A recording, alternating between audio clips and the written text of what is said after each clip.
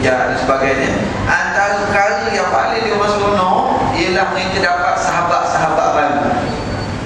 Sahabat baru. Kalau dulu sahabat filem baru, cerita bab filem, cerita bab pelakon, cerita bab red carpet saja, tapi dia orang bercerita sekarang, ustaz, saya dapat sahabat-sahabat baru, saya dapat berkawan dengan ustaz-ustaz, saya dapat berkawan dengan orang-orang masjid yang banyak support saya. Ini satu kemanisan yang dia orang rasa sekarang. Dan insya-Allah kita doakan biar pun ke arah itu, insya-Allah dapat sahabat-sahabat baru yang sebenarnya sayang kepada kita kerana Allah Subhanahu wa taala. Insya-Allah Allah uji adalah sebabnya Allah sayang kepada kita. Jadi untuk kita berada di akhir moral kita, sampai satu soalan pada saya ni, kita akan minta Dr. Rubiah jawab soalan sedikit dan kemudian merumuskan moral kita pada malam ini, insya-Allah. Soalan dia, Assalamualaikum Ustaz, kalau dia buat filem berusul dakwah, adakah kita boleh masuk panggung wayang? Sebab hukum tengok wayang haram. Guana Ustaz mohon pencerahan. Tahu dah orang mana ni? Guana Ustaz mohon pencerahan. Jadi kita minta Dr. Rubiah jawab soalan ni sekali menyimpulkan perbincangan kita pada malam ini, insya-Allah. Rasa dia nampaknya kerja berat. Orang tak ada soalan, kita ada soalan. Pertama, nak buat filem hebat. Saya ingat dia nak buat I love you Rasulullah, ayat-ayat cinta Allah, whatever lah, apapun. Tapi cerita nak kita pergi panggung wayang tu juga. Itu ceritanya. Kita panggung wayang tu lama dah.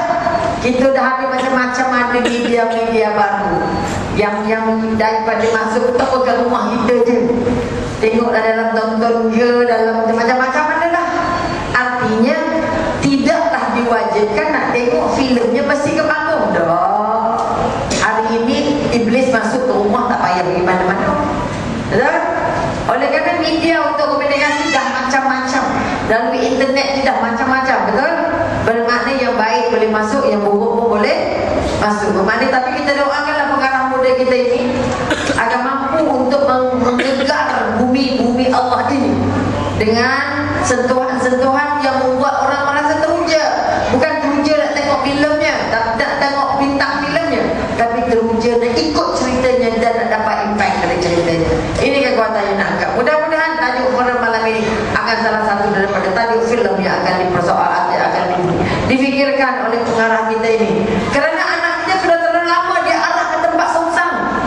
Jadi kita harap filem ini mampu untuk mengarah anak-anak kita. Kita tengok tangan, tengok belakang, kita tengok siang ke pagi, kita tak kisah. Tapi yang pentingnya, intinya apa? Ujungnya kamu dapat. Saya pernah berbincang dengan pengarah yang buat Mak Rempit. Bila tidak ada kekuatan membangun jiwa berdasarkan kerana Allah, Allahu Akbar. Saya papas semua ni nak bagi tahu kat mak-mak bapak. Aduh, dah papas segala maksiat hati dadah semua keluar. Nak bagi tahu mak ayah saja. Apa yang terjadi pada yang sudah melakukan. Ini yang kita bila vision, bila matlamat tidak jelas. Yang menjelas duit box office atau tidak. Sebab itu yang filem dalam filem yang macam-macam dosa ada. Tapi bila kita buat, syukur alhamdulillah Allah memberi saya rezeki. Filem saya lompat sampai 4 juta lebih. Saya tengok dia muka pengarah, dalamnya maksiat semua, tapi hasil pungutannya alhamdulillah. Aduh. Nah, ini pun masalah juga. Dia tak tahu rezeki, yang penting dapat berkat, tak kira. Ini kalau saya berkumpul masa temu buat tu, saya rasa nak tunjang saja dia. Yang buat maksiat banyak-banyak dalam filem, ujungnya kamu dah syukur alhamdulillah bila masa. Ini masalah. Sebab itu yang kita tonton 70 kali ganda kita ingat daripada yang kita dengar. Maka balik kepada soalan, ataupun balik pada pengarah yang tinggalkan soalan, artinya tak perlu pergi panggung. Agar kita sudah ada media-media lain. Mungkin dari CD-nya saja tak payah pergi panggung, balik rumah teaching je lah masuk dalam komputer kita. Setuju? Jadi tidak menggalakkan nak dapat box office 4 juta lebih. Jangan. Jom pergi panggung, jom. Salah boleh balik. Kesonsang juga. Itu ceritanya. Artinya menjawab sekali limpah. Tapi saya lebih itu antara yang penting sebagai seorang yang diberi Allah kurniaan bakat besar. Kalau saya diberi Allah sebagai untuk mendidik, dan orang yang kerja kan. Jadi cikgu ni cari ya Allah. So, kalau boleh nak semua orang jadi baik. Pensar dia. Ini kekuatan, tapi untuk merumus persoalan malam ini. Kita tanya diri kita, apa matlamat kita nak jadi apa? Pertama, aku nak jadi apa? Ya. Kalau kita tanya siapa anda, kita dah menjawab, saya ayah. Ayah ni macam mana? Ayah seorang hamba Allah. Aku nak jadi mak yang juga hamba Allah. Nak didik anak supaya anak jadi hamba Allah. Ini matlamatnya dari bapa. Sebab itu kita nak bangun perangai apa yang Rasulullah suka, perangai apa yang Rasulullah tak ada. Kita masuk perangai Rasulullah dalam diri kita. Kita tanya, apa perangai aku yang Rasulullah tak buat? Itu padanya kita sedang membangun karakter, membangun saja. Kadang pakai topi dah macam Arab, dah pakai jubah dah macam Arab, dalamnya serabut sampai sarang. Tak letih. Bila bercakap astagfirullahaladzim, dia lupa dia pakai baju dari Mekah. Yang main sebayang dia pakai baju dari Mekah jubah. Jangan main-main. Orang pagi dia beli dah 10. Kita tak, kalau dah pakai macam itu, kita tak putih, dia luar putih di dalam. Tapi jom kita sibuk jaga yang luar, jaga kulit, isi tak jaga. Nak pergi surau je, pergi lain tak pakai dah. Kita banyak jaga jasad. Seperti Mama Sani kata apa? Kalau kamu hanya jaga kulit, tak jaga isi, kamu jaga jasad, tak jaga roh, kamu tak layak jadi hamba Allah. Ini kekuatannya nak diangkat. Makanya bangun jiwa. Kalau sebut roh kan kata mati pula. Bangun jasad, bangun jiwa. Kalau jasad je dijaga. Sebab itu dia pesan Nabi, kalau kamu tak sayang dengan jasad kamu, kamu tidak mungkin sayang dengan Tuhan kamu. Kalau kamu tak cinta dengan jasad kamu, kamu tidak akan cinta dengan pencipta jasad kamu. Sebab itu kalau kita tanya, banyak orang kita tanya, dia tak ingat. Saudara, boleh jawab sikit? Okey. Tak jawab, salah pun tak apa. Yang penting jawab, betul? Sebab atas tanah kena soal. Bawah tanah kena tak? Bawah tanah wajib. Okay. Tuan pakai jam di tangan siapa tuan? Tuan pakai jam di tangan siapa? Tangan saya. Dapat tangan dari mana? Bagi ke pinjam? Pinjam. Kalau pinjam dengan buah sendiri tak? Tak boleh apa kata di tangan saya. Saya pakai jam di tangan saya. Tak rasa di tangan pinjaman dari Allah. Saya mohon tuan-tuan, rasakan setiap jasad ini bukan kita punya, pinjam. Kalau mata jangan tengok di jantung, kalau tangan jangan pegang nyarap, kalau kaki jangan melangkahi buruk, kalau hati jangan disimpan yang beragam. Cinta yang disimpan cinta Allah. Mata nak tengok ya Allah, Masya Allah, astagfirullah. Ni kekuatan. Kalau sibuk tukar fashion tudung tapi otaknya sama, apa makna tudung? Kadang-kadang dah tutup YouTube dah, tapi fikiran tak ditutup, perasaan tak ditutup. Ini yang kita bimbang. Maka sekali lagi, bangun balik keyakinan. Dipesan Nabi, cinta diri kamu mana kamu cinta dengan pencipta kamu. Ini kan kekuatan kamu melahirkan, dijadikan dari air yang paling indah, betul? Dibentuk jadi daging, jadi darah, jadi daging, jadi bentuk macam-macam. Tak rasa ke Maha Agung Allah. Ibu jari je cukup kita nak rasa hebatnya Allah. Ibu juta ibu jari, tapi tak pernah ada cap jari yang sama. Tak rasa kehebatnya Allah, tak rasa Maha Agung Allah. Ya Allah, bulu kening dia rambut dengan rambut sama tak? Rambut jangan jadi bulu kening dengan rambut atas kepala sama ke tak? Tak sama. Masya Allah, rambut lain kepala lain. Kita tengok cermin balik. Kalau kita tarik rambut sama dengan rambut ke atas, tapi Allah Maha Agung, bulu kening tak pernah panjang, rambutnya panjang. Apa gak bayangkan kalau rambut dikening dengan rambut di kepala sama je panjang. Maha Agung Allah. Kalau tak rasa Allah tu bagi kita the best, jantung kita siapa pegang juga? Siapa yang gerak jantung kita? Rasa. Tapi bila dia sebut Allah, ya Allah, jantung dah tak boleh jalan baru ingat Allah. Sebab itu ada kawan saya kata, masa sehat jangan sibuk tengok Yahoo, tengok juga Yasin. Jangan dah sakit baru sibuk dan tengok Yasin. Betul? Oleh itu sekali lagi kita bangun keyakinan. Pertama, saya nak jadi hamba Allah, ibu tapi seorang hamba Allah, ayah tapi seorang hamba Allah. Dan jadi ibu seorang yang mentadbir khalifah Allah di bumi, nak didik anak isteri, suami, semua nak jadi hamba Allah. Dan paling penting nak bangun nilai.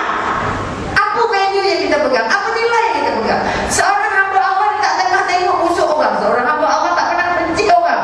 Seorang hamba Allah tak pernah kutuk orang. Seorang hamba Allah takut Allah lebih daripada suaminya. Seorang hamba Allah takut Allah dari majikannya. Seorang hamba Allah tidak pernah rasa sedih jadi hamba Allah, tak pernah rasa susah dalam jawatannya. Sebab itu sekali lagi kita nak bangun balik kekuatan, bangun cinta Allah dengan penuh keyakinan.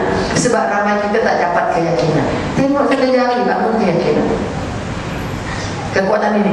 Sebab itu pesan Nabi, kalau kamu tak ada keyakinan, kosong. Kalau Nabi kata, hari ini terlalu ramai orang yang mengaku dia Islam, tetapi dia adalah mayat yang sedang berjalan, jasad tanpa roh. Ngaku kulitnya Islam, namanya Islam, tapi roh Islamnya, jiwa Islamnya tak jelas. Kenapa buat wah biasa dia? Kenapa ambil punya biasa dia? Kalau aku tak ambil, orang lain ambil. Yang berniaga saja, jangan senang nak cari berniaga yang jujur. Ini kekuatan yang nak kena angkat. Hari ini ketidakjujuran sudah jadi sebahagian dari karakter. Ini yang kita paling bimbang. Akhirnya karakter Rasulullah makin hilang, makin hapus, dan anak kita tidak merasa rugi, tidak percaya dengan Rasulullah. Sebab itu kalau tuan dan puan sempat baca buku yang ditulis oleh Michael Hart, 100 pemimpin teragung yang pernah terakhir di dunia. Dia membuat kajian 5 tahun, seorang Yahudi Amerika, 5 tahun pusing satu dunia nak cari siapa pemimpin paling hebat yang pernah lahir ke dunia. Ya Allah, kaji punya kaji, yang raja paling kaya, paling banyak tentera dan sebagainya. Tapi akhir dari semua sirah sejarah yang dia baca tentang pemimpin agung di dunia, akhirnya kajian beliau membuktikan bahawa pemimpin paling agung pernah lahir di dunia adalah Muhammad. Sebab itu ditulis dalam pengantarnya, aku tidak mampu meletak nama ini di mana-mana kecuali nombor 1. Dan dengan kajian itu dia masuk Islam. Merasa kehebatan Rasulullah, tak ada tentera, tak ada tahta, tak ada harta, tak ada pengikut juta-juta. Tapi apa yang dibawanya bertambah. Tak ada tentera yang mengiring dia berjalan. Kalau keadaan di Perancis sudah 90% kata, ataupun sekitar 70%, di penjara masuk Islam. Jadi luar satu itu. Sebab itu kita kata, sebab itu Yusuf Nabi kata apa? Nampak Islam di negara bukan Islam, tapi tak nampak Islam di negara yang mengaku Islam. Sebab itu kalau orang Yahudi mengkaji Rasulullah, masuk Islam sepenuhnya, jadi orang paling hebat kerana kagum dengan saksiah Rasulullah. Saksiah, bukan sebutnya. Kita ni apa? Kalau kita paling dekat dengan Rasulullah, maka perangai kita itu mesti mirip-mirip. Ya Allah, kalau dulu-dulu belajar, saya nak serupa macam tok guru saya, nak pakai macam tok guru saya, nak buat macam tok guru saya. Hari ini, ya Allah, guru tidak boleh digurui, tak boleh. Mak itu guru pertama, ayah itu guru pertama. Tapi ya Allah, macam anjing dengan kucing.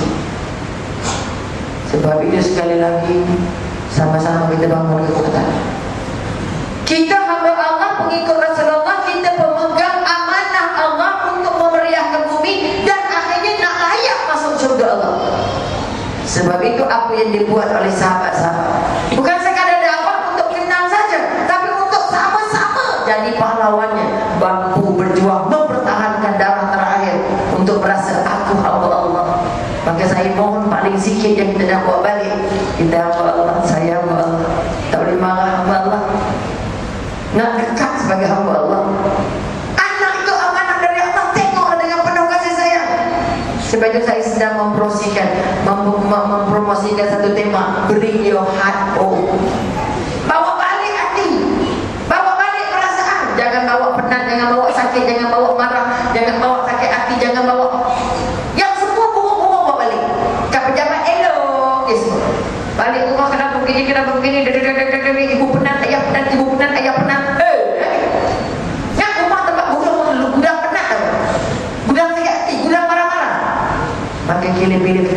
rinci daripada amanah Allah. Hadiahnya anak-anak adalah amanah dari Allah. Isteri itu hadiah teragung pada seorang lelaki. Maka tidak akan jauh kegelincir dan akhirnya bukan saja tak kenal Rasulullah, tidak menjadi Rasulullah, dan merasa kehidupan Rasulullah tidak sesuai dengan kehidupan kita. Kita merasakan Quran itu sudah ketinggalan zaman. Sebab itu tidak ramai orang yang cinta untuk membaca Al-Quran daripada membaca surat khabar. Orang paling bahagia menengok berita dari TV daripada berita dari Allah. Orang lebih senang membaca SMS dari manusia, tapi tidak membaca SMS dari Allah. Sebab itu ayat cinta Allah akhirnya tersingkir dari ingatan anak-anak. Quran tidak jadi bahan buruan. Mudah-mudahan kita tidak terus tersesat, kita tidak terus leka. Pertama, semak jasad anak bersih atau tidak. Kedua, semak pikiran anak, terfikir tak dia ada Tuhan. Tiga, tengok kelakuan anak sesuai tak dia jadi anak kita, sesuai tak dia jadi anak Islam, sesuai atau tidak dia jadi pengikut Rasulullah, sesuai atau tidak dia jadi hamba Allah. Jika ini persoalan-persoalan yang kita fikirkan sebagai ibu dan ayah, insyaAllah kita diberi taufik dan hidayah, kekuatan dan kemampuan untuk mengubah diri sebagai contoh hamba Allah terbaik, pengikut Rasulullah terbaik, dan akhirnya mampu membimbing tangan anak-anak untuk sampai menuju apa yang namanya redha Allah di dunia dan redha Allah di akhirat. Mudah-mudahan sedikit ini akan membantu kita, memberi kesempatan kepada kita merenung balik ke dalam diri. Jangan sekadar melihat kulit-kulit, kerana kulit tidak membantu kita jadi apa. Sebab itu dipesan oleh Imam Ghazali, dunia ini akan membuat kamu mabuk semabuk-mabuk. Apabila dunia telah memabukkan kamu, dunia akan tinggalkan kamu. Nabi pesan, dunia ini adalah orang tua nenek kebaya yang sudah sangat bungkuk kerana sudah sangat tua, dan kerjanya menggoda semua anak-anak Adam supaya cinta kepada dunia dan lupa kepada akhirat. Oleh itu, anggaplah dunia ini seperti pasar. Kita adalah pengembara. Kalau ingin mengembara, tak boleh bawa barang banyak. Kalau pergi pasar, beli yang perlu, sebab kita harus meneruskan perjalanan. Oleh itu, jangan putus asa, jangan mabuk dengan dunia. Bukan tinggal dunia, bukan tinggal harta, bukan tinggal kerja, tetapi mengangkat dunia sebagai sawah, sebagai kebun, sebagai ladang, untuk kita memetik hasilnya nanti di sini dan di sana, untuk diri dan keluarga. Mudah-mudahan akan terbangun jiwa-jiwa baru, mahu mencintai Rasulullah dengan sepenuh hati, ingin menjadikan Al-Quran sebagai bacaan wajib pada setiap ahli keluarga, dan memahami tafsir-tafsirnya supaya kita tidak membaca kosong-kosong. Mudah-mudahan juga saya doakan semua kita dipilih Allah dengan kehadiran malam ini sebagai satu daripada turning point, titik tolak untuk layak membaiki diri yang akan datang, untuk terus diterima Allah sebagai hamba Allah, pengikut Rasulullah dan calon syurga Allah di dunia dan akhirat, insyaAllah. Sekali lagi saya menyusun sebagai jari, mohon ampun dan maaf kepada kami semua mana yang tak kena di mata dan hati tuan-tuan. Mudah-mudahan apa yang kita bincangkan ini diangkat Allah menjadi keberkahan, dan akhirnya kita diberikan kekuatan dan ketabahan untuk terus melalui kehidupan, bukan sekadar kulit sebagai Islam, tetapi membangun hati dan jiwa. Mudah-mudahan jasad kita tidak akan terbaham oleh api neraka. Na'udzubillah min dzalik. Sekian, wabillahi taufiq wal hidayah. Wassalamualaikum warahmatullahi taala wabarakatuh. Waalaikumsalam warahmatullahi taala wabarakatuh. Terima kasih atas kesimpulan yang sangat nanti dibuat oleh Dr. Rubiah sebentar tadi. Moga-moga forum kita yang berjalan sekitar 2 jam ini mendapat manfaat, dan kita boleh ada sesuatu untuk diri kita, kita baiki diri kita, insyaAllah. Kita bawa balik kurang malam ni, amalkan satu sunnah Rasulullah SAW yang diajar oleh Rasulullah apabila pada suatu hari Abu Hurairah yang ditugaskan menjaga kurma barang zakat. Suatu malam ada orang datang curi kurma. Abu Hurairah tangkap pencuri itu. Pencuri itu kata, minta maaf lah, aku orang miskin, anak-anak dan isteri nak makan kurma ni. Abu Hurairah melepaskan balik. Malam esok Abu Hurairah cerita kat Rasulullah. Rasulullah tanya Abu Hurairah, apa berlaku malam tadi? Abu Hurairah kata, ada orang curi kurma. Dia kata anak isteri dia nak makan, dia miskin, aku lepaskan dia. Rasulullah kata, malam ni dia datang lagi. Datang sungguh pencuri itu, dan alasan yang sama. Abu Hurairah Esok Nabi tanya Abu Hurairah, sebelum Abu Hurairah cerita apa Nabi tanya dulu, Abu Hurairah, macam mana yang datang orang tadi? Oh iyalah, dia datang lagi, dia bagi alasan sama. Rasulullah kata malam ni dia datang lagi.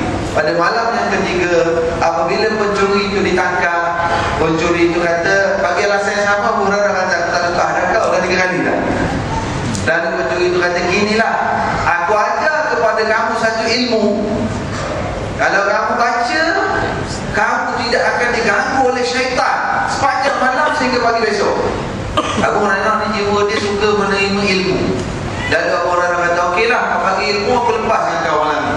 Dia kata gini, sebelum tidur, iza awaita ila firashika, bila kamu pergi nak letak kepala nak tidur, kamu bacalah ayat kursi. Nescaya syaitan tak akan ganggu kamu pada malam tersebut hingga pagi besok. Abu Hurairah kata, okey, aku lepaskan kau. Dibayar dengan ilmu. Lepas. Esok Rasulullah tanya apa cerita malam tadi. Rasulullah dia bagi alasan yang sama, tapi dia minta aku lepaskan dia bagi aku ilmu. Dia bagi ilmu, aku lepaskan dia. Ilmu apa? Tanya Rasulullah. Abu Hurairah kata, dia ajar aku baca ayat kursi. Dia kata syaitan tak akan ganggu sepanjang malam sehingga pagi besok. Rasulullah kata, sadaqaka wa huwa kadzdzab. Apa yang dia bagi tahu tu benar, tapi dia itu memang bapak pembohong. Dia itu penipu. Dia itu adalah syaitan sebenarnya. Dia itu penipu, tapi yang dia cerita ayat kursi sebelum tidur itu benar. Yang lain semua dia ni kaki pembohong. Hadis ni riwayat Imam Al-Bukhari. Kisah Abu Hurairah. Moga-moga malam ni kita cuba, kita amalkan malam ni dan seterusnya. Sebelum tidur tu kita baca ayat kursi. Sebab baca tak? Kita letak kepala jabatan terus hilang apa Hong Kong mana Jepun dah. Kita amalkan ini sunnah Rasulullah SAW yang mulakan sedikit demi sedikit. Moga-moga kita lebih bersyukur, lebih semangat untuk mengamalkan yang lain sebagai bukti kita, ya Rasulullah, I love you, kita cinta pada Rasulullah SAW. InsyaAllah saya dimaklumkan kita ada jualan buku-buku dan majalah daripada Karak-Keram. Malam ni ada special discount, terutamanya yang tunggu sampai pukul 11 lebih ni. Diskaun 20% malam ni. Dan insyaAllah sebelum berakhir tahun 2013 kita akan melihat buku Road to Putrajaya. Road to Putrajaya, Road to Darussalam. InsyaAllah kita menanti sebenarnya buku Road to Darussalam. InsyaAllah kita tunggu kongsian daripada Biar dan kita akan support insyaAllah. Saya serahkan balik pada pengacara majlis. Mohon maaf atas barang kekurangan kami semua. Apa yang penting, kerjasamalah yang penting tu kan. Yang pentingnya manfaatkan apa yang boleh dimanfaatkan. Sekian. Assalamualaikum warahmatullahi wabarakatuh.